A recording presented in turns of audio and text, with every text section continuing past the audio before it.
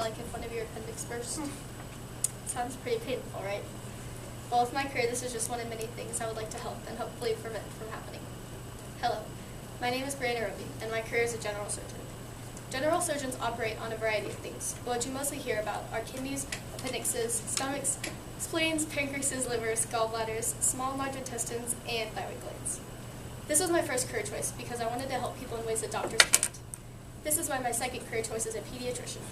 I love children, but I thought it would take a pretty big toll on me watching them suffer through illnesses and diseases, especially at such a young age. Lastly, my third career choice is a forensic science technician. I chose this because personally I thought it would be cool to help solve crimes with the only evidence being a deceased body. An opportunity cost is the highest valued alternative, which one is forced to give up to get their first choice. So it's your second choice lost. My opportunity cost is a pediatrician. I chose to be a general surgeon because I wanted to help people with internal problems, and I like to stay busy. A pediatrician has a set schedule, and they can only help people with the knowledge of what's happening in scans or pictures. There's many good and bad things about being a general surgeon. Some negative incentives are seeing people lose their lives if you are unable to help.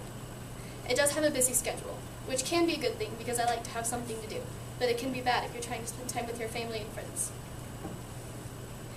It's also pretty difficult if you have an uncooperative patient and they just don't want to be there, they don't want help. On the other hand, there are positive incentives being a surgeon, like you get to help people through illnesses and diseases, and that's pretty cool. It also has a good salary so that you will live comfortably with some extra money for activities. It pays for some of my medical insurance, as you can see on my budget. My yearly salary is $140,000, which brings my monthly salary to $11,666.17. My housing cost is $1,325. My mom's estimate was pretty close. I, however, was way off. Transportation month is $848.17. Utilities cost $350. This could have been cheaper, but I needed a good phone plan. I was a little surprised when I got to the total of $4,029.17 for taxes. I personally underestimated that section quite a bit. I decided to save $400 for food a month because I want to do a lot of cooking. It'll have money to go out and buy food if I don't have time to cook that day. Medical insurance was cheaper than my mom and I originally thought because the hospital I will be working at pays for some of the medical insurance, so it totals to about $350.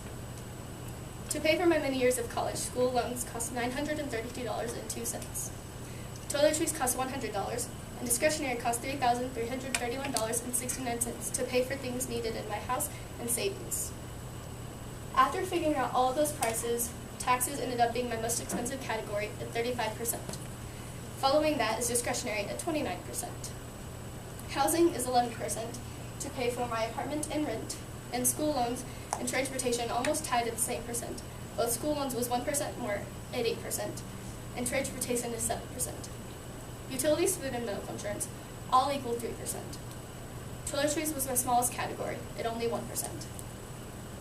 To pursue this career, I had to make a few trade-offs. My first trade-off was to take money out of savings and put it into charity. I also had to give up free time to be on call for the hospital in case of emergencies.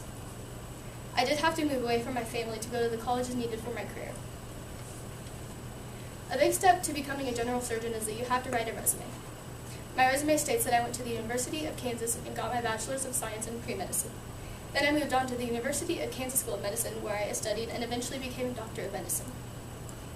Before the years of becoming a surgeon, I gained many experiences that would be appreciated on a resume. One experience listed was when I volunteered at Newton Medical Center, where I kept families informed of their loved one's surgery and I staffed at the front information desk. Years later, I served as an intern at Kansas Medical Center. During my time there, I supervised medical students and attendings as they worked with patients in the ER, ICU, burn center, and surgery center. I also collected and charted paperwork on patients and updated the patient list. Some skills on my resume are that I'm organized, realistic, practical, flexible, and a collaborator. The last things listed on my resume are my references. Martha Lothwell was my first reference, and she was a professor of biology at the University of Kansas. My last reference is Mark Nethercutt, and he was a professor of medicine at the University of Kansas School of Medicine.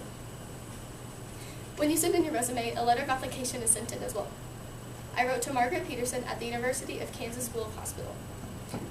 I applied for a general surgeon position and describing why I'm interested in that hospital and that particular position. I I have used many websites to do research on this career. The first one I used was the Bureau of Labor Statistics, and this explained in detail what a surgeon does and how much schooling you need. SoCanoe was a second website I used, and this was kind of like a test to see what careers fit your personality and skills the best. The University of Kansas website was used to give me information on how much it costs to go to the school needed for my degree. I also used the University of Kansas School of Medicine website to figure out prices on medical school, but this website had a surgery department, so I looked at that, and that gave me really detailed information on how to become a general surgeon. The last website I used was Newton Medical Center, and I used this because I needed to figure out the address. My first article talks about what general surgeons do and what you do in your training. It also describes the new technology in this field and how fulfilling it is to save lives every day. My second article is about a woman who had an appendix burst after going to the ER with a sharp pain in her side. This article shows that without general surgeons, people would lose their lives to really difficult or easy fixes. Mehmet Oz says, as a surgeon, you have to have a controlled arrogance. If it's uncontrolled, you kill people. But you have to be pretty arrogant to saw through a person's chest, take out their organ, and believe you can fix it.